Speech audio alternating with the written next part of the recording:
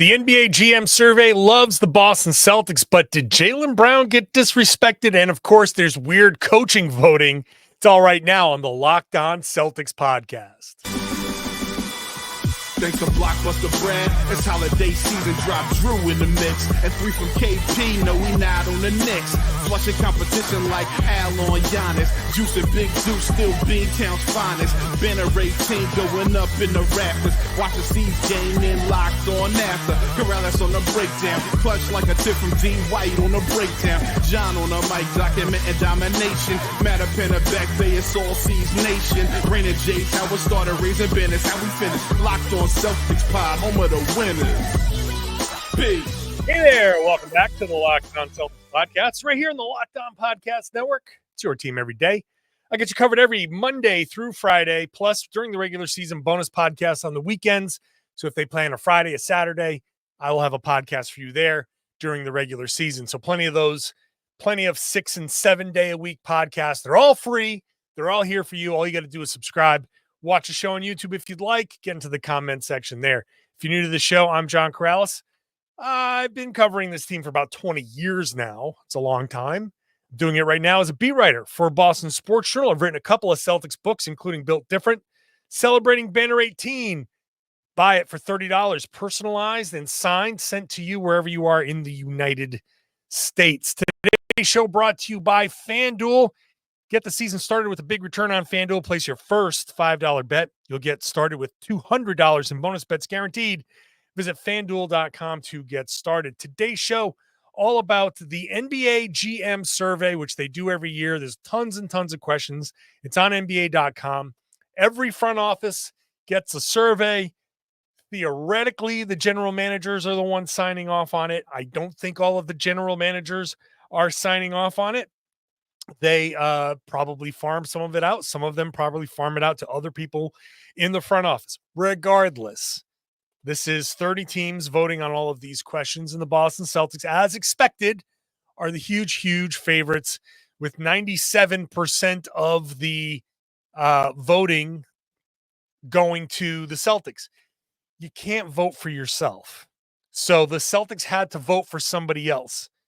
One of the teams got 3% of the vote, the Cleveland Cavaliers. So very obviously, right off the bat, the Boston Celtics voted for the Cleveland Cavaliers as the number one seed. So I don't know, did they throw a dart? Was it like mind games? What is this? They didn't go with New York or Philly. They didn't go with Milwaukee. It's so interesting to me right off the bat that we know who the Celtics voted for in, who would finishing first, because it's the only non-Celtics vote. Why did Brad Stevens or somebody in the front office, why did they go with Cleveland? Why didn't they go with one of the rivals? Is it better that they went with Cleveland? I don't know, because New York, Philly, Milwaukee, they all feel like, they can all feel like they have a chip on their shoulder, but also if they picked New York, then the Knicks could come into the, Boston and be like, they're afraid of us. See, they picked us. So I don't know. I don't know really, honestly, what to make of that one vote. But other than, it's just to me hilarious. They should have voted for Indiana is what should have happened. Brad Stevens should have just given the nod, first of all, to his home state. Second of all, to the team that gave him the most trouble in the playoffs. Should have just been like, hey, Indiana, this is a nod to you. Here's the one vote. That would have made this so much better. But regardless, the Celtics are everybody's pick to win the East. They are 83% of the votes to win the NBA Finals. Overwhelming favorites. So that should not be a shock to anybody. They are, they've looked in 2 preseason games like a team that's ready to get back to the business of coming back for a run at the title. They're the same exact team as last year, minus O'Shea Brissett.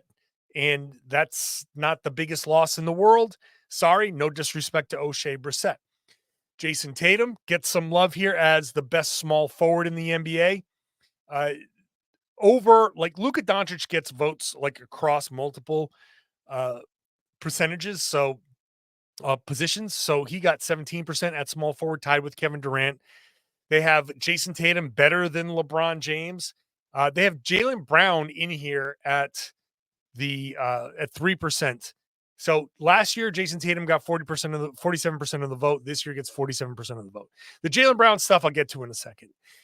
That he is seen by the league, by half of the league, as the best small forward in the NBA is, first of all, flies counter to all of the Tatum narrative that we've heard since the NBA Finals.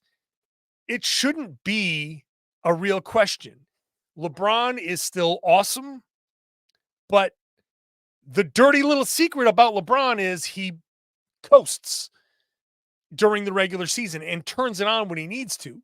He's not playing full bore 36 minutes a game. He's not giving it his all. He's not the defensive player that he used to be, even though he still makes spectacular defensive plays. Kevin Durant slowing down at his age makes sense. Jayson Tatum in his mid-20s plays both ends of the floor, is obviously an elite scorer. And now that, the little tweak in his jumper can get him back to what he was during, last regular season, hey, maybe even better. If he can get himself up to a 39, 40%, three-point shooter, then Tatum takes an even bigger step forward, steps into the MVP conversation, which he is tied for third in this survey. So Shai Gilgeous-Alexander is the favorite, according to the GMs. 40% selected him, 30% selected Luka Doncic. That means Joel Embiid, Nikola Jokic, and Jayson Tatum all picked up a couple of votes. Giannis gets a vote.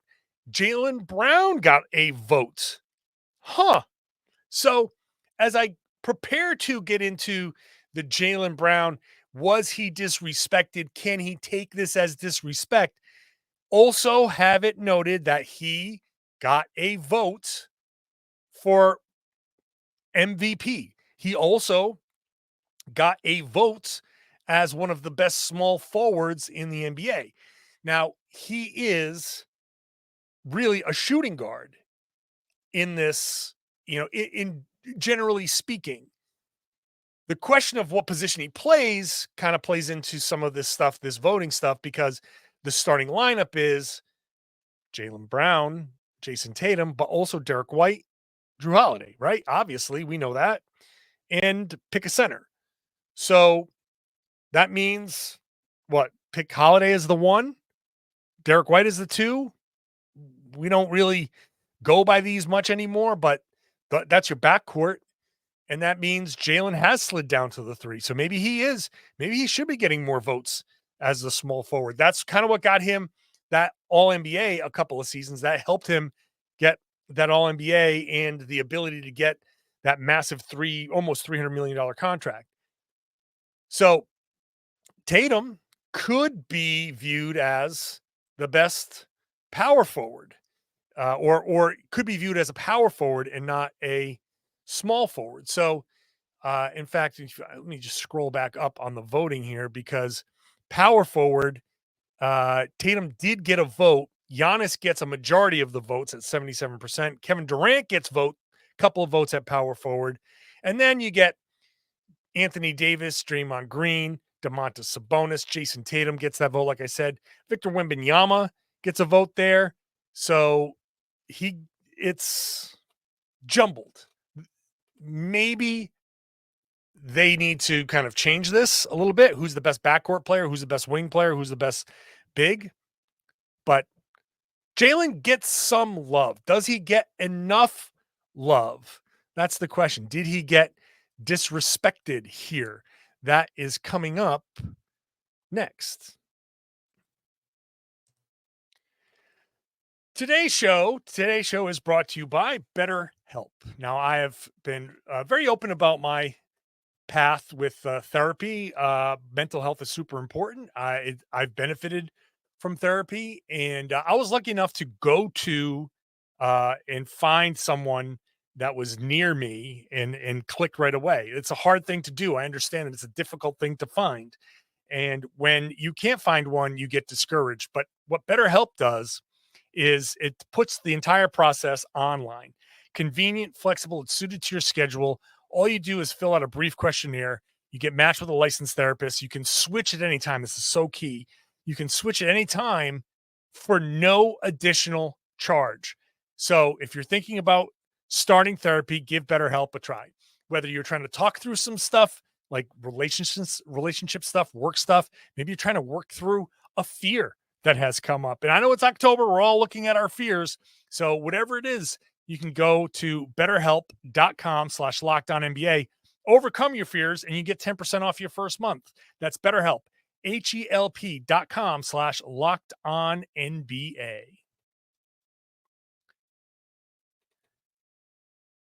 Thanks for making Locked On Celtics your first listen every day. Go check out Locked On NBA, which I've already recorded with Jake Madison.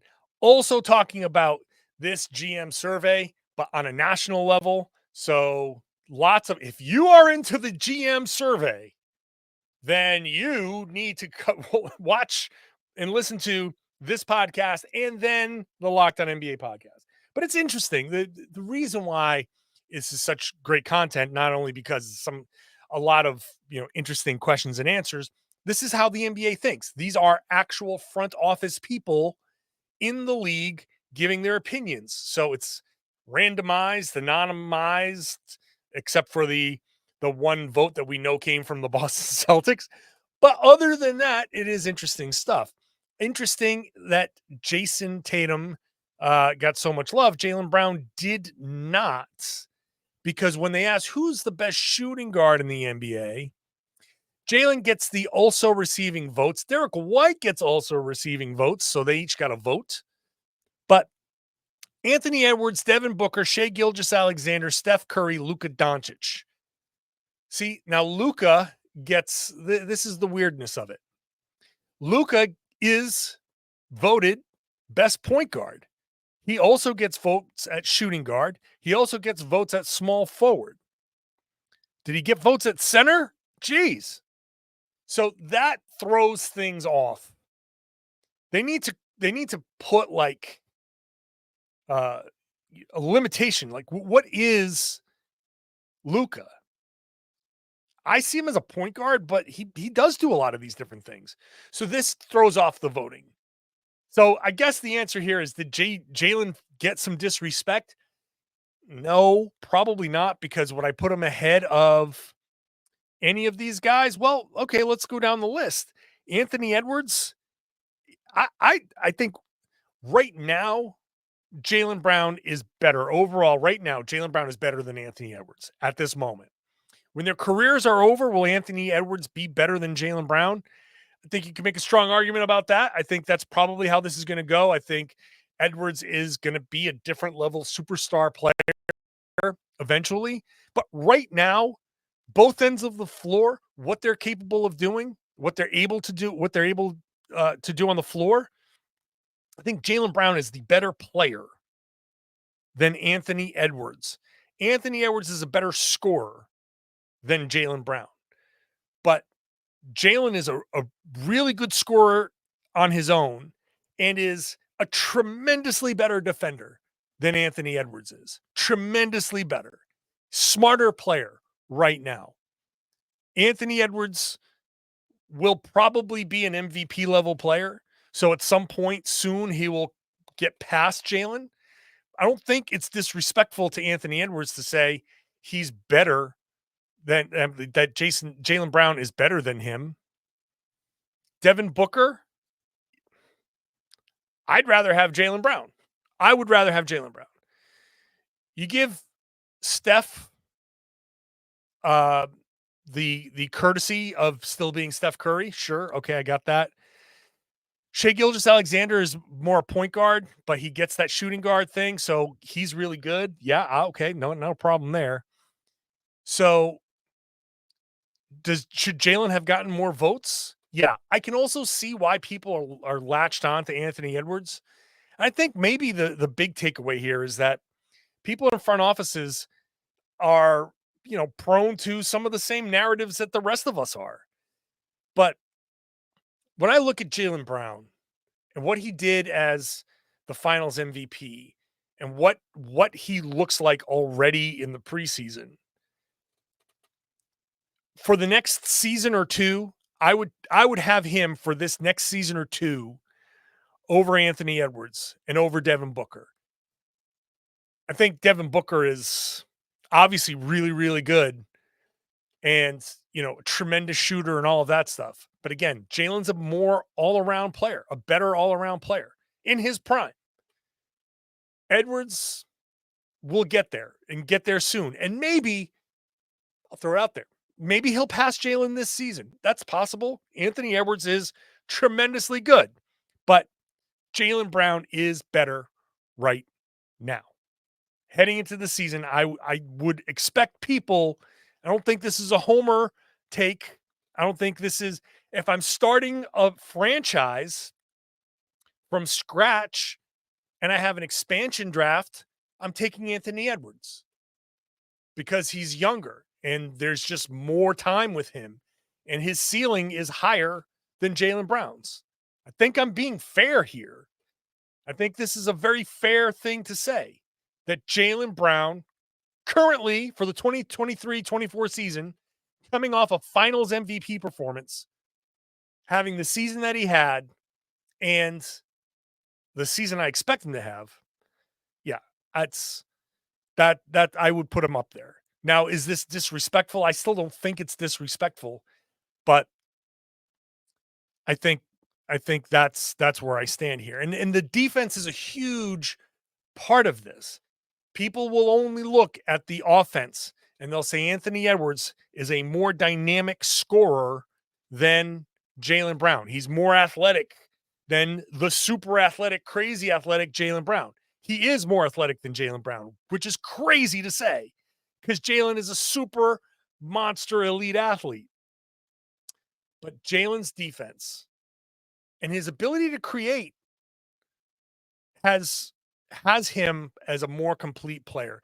And the defense is something that has been highlighted here on this GM survey, by the way, with the Celtics as the best defensive team in the league by far. Better, they get 57% of the vote, better than Minnesota, better than Oklahoma City Thunder. Jrue Holiday, best perimeter defender in the league, 43%. Also receiving votes, Derek White in there.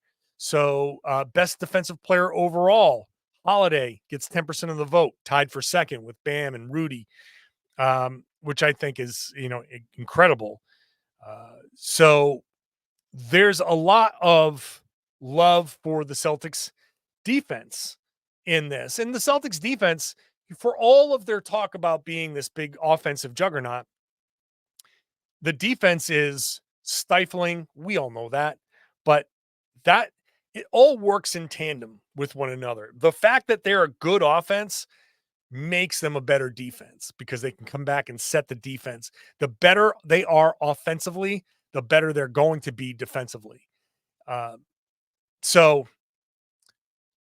I think the overall defensive identity of this team raises the whole bar for everybody and elevates Jaylen Brown. Coaching weirdness.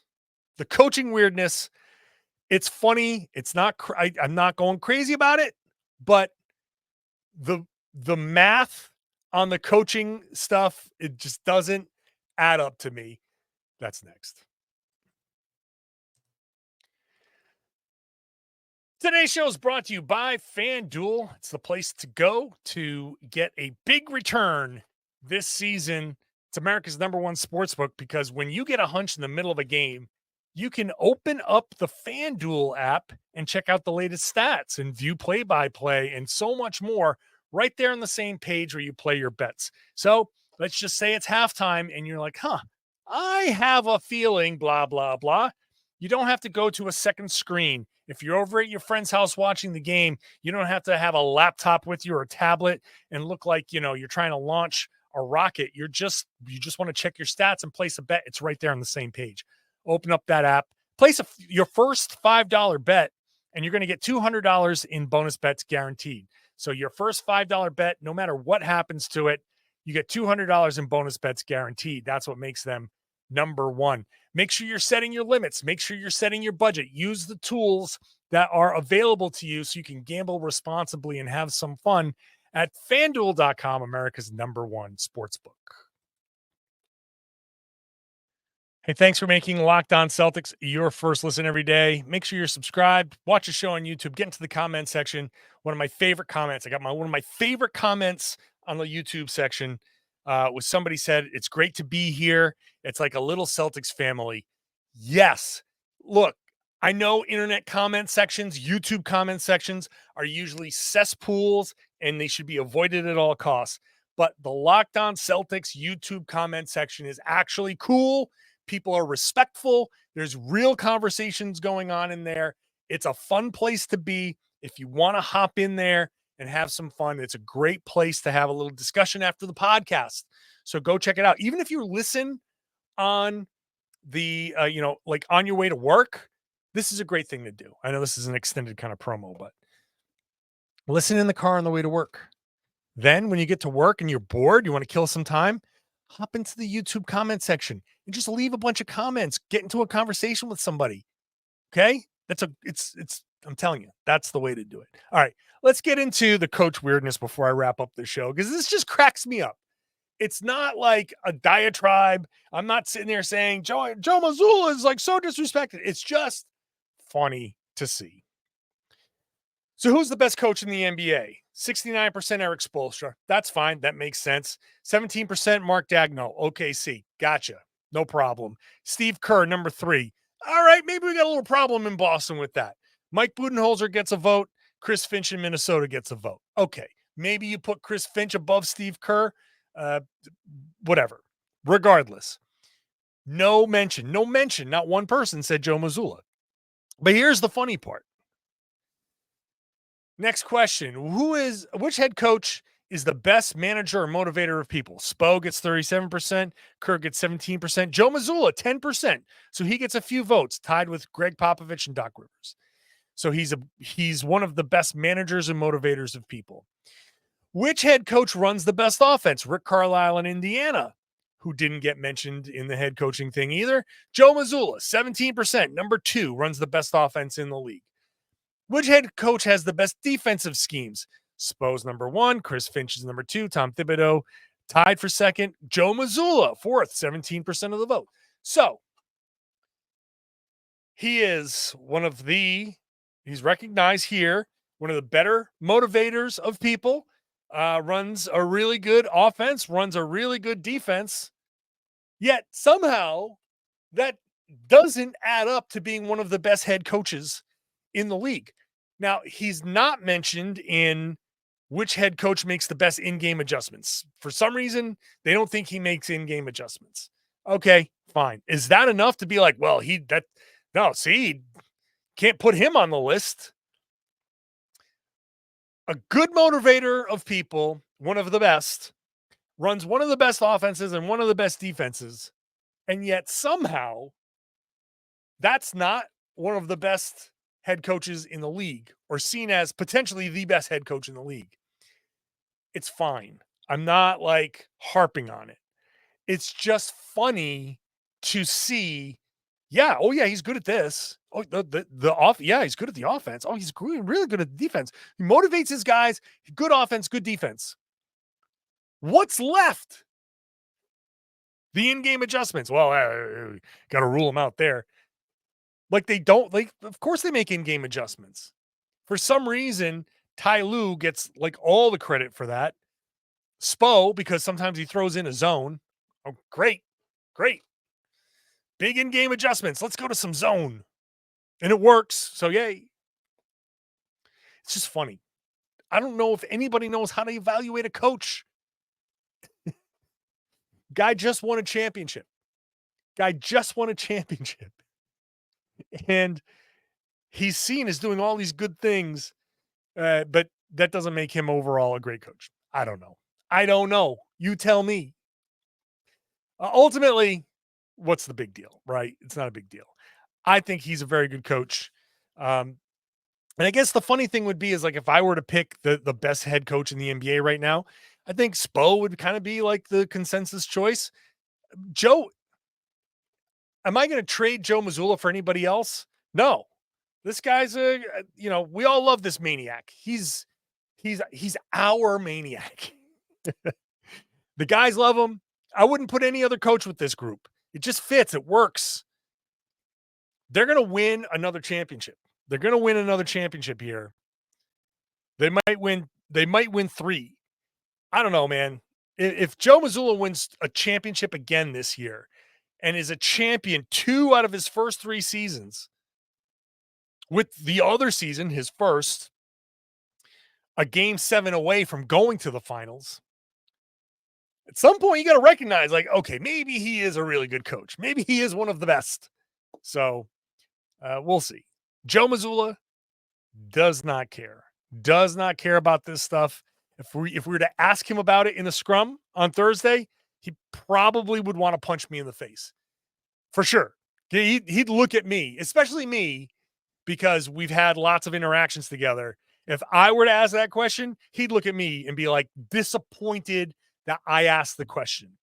Somebody else, if the guy who asked Jayson Tatum if he was wearing a kid's watch asked Joe Mazzulla that, he'd just be like, I don't care. Nobody cares. But if one of us who's been around asked that question, I think he'd be thoroughly disappointed. Be like, why? What is your problem? You know how I'm going to answer that. What are you doing? All right, tomorrow. That's this is the Wednesday show. Tomorrow's Thursday. Tomorrow's the Thursday show. How about a mailbag? You want to send me mailbag questions? It's johnkaralis.com/mailbag. I have a few. I'm going to get into those questions tomorrow.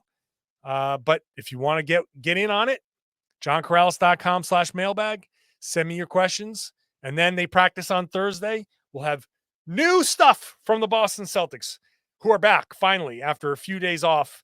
They get to get back on the practice floor and talk to us. So make sure you're subscribed wherever you get your podcasts. You can watch the show on YouTube, like I said. Get into that comment section. You everydayers, thank you so much. If you're new to the show, love you. Thank you for being on board. Now I'd love everybody to share the podcast. Spread the word. Tell your friends they should be listening to and watching the Locked On Celtics podcast here on the Locked On Podcast Network. It's your team every day.